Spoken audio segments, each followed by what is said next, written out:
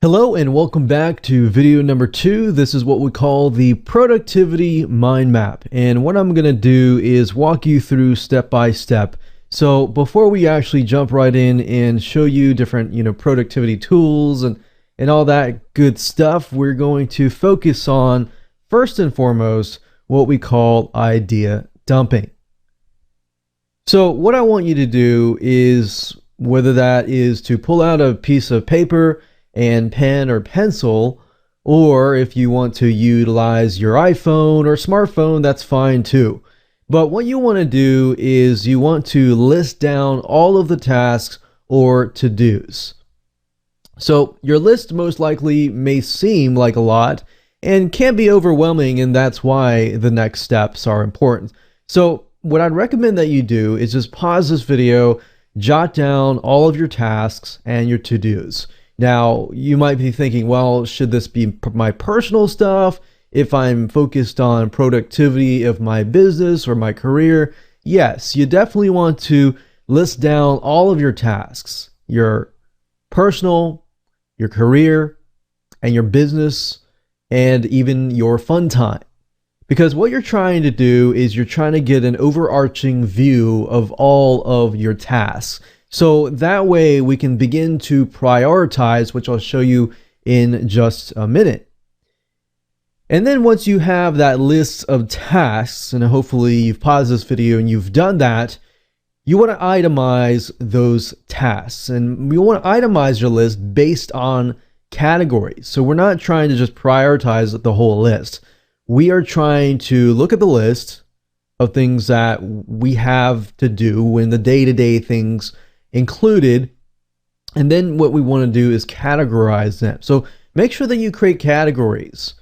Categories, for example, personal, fun time, work, playtime, entertainment, key tasks that you have to do on a repetitive basis, and even key tasks or even key projects that might be unique.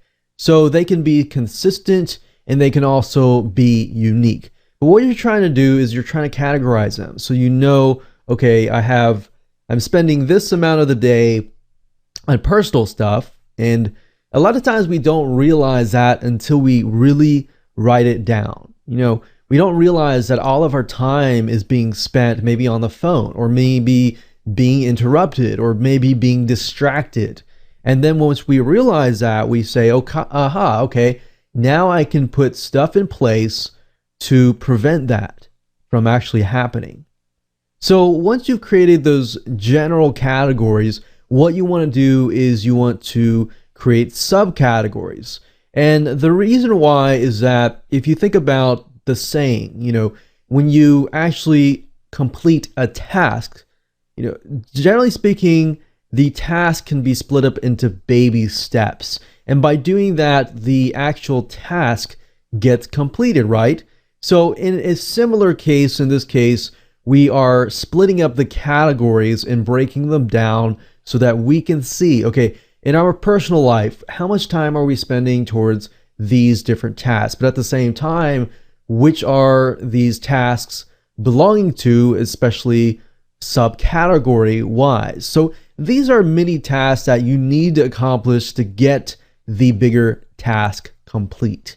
And this is what is going to really help you really break things down, and then it's going to be applicable. Your brain, when your brain looks at a task, like say for example a project, it becomes very overwhelming and very frustrating because the task looks so big.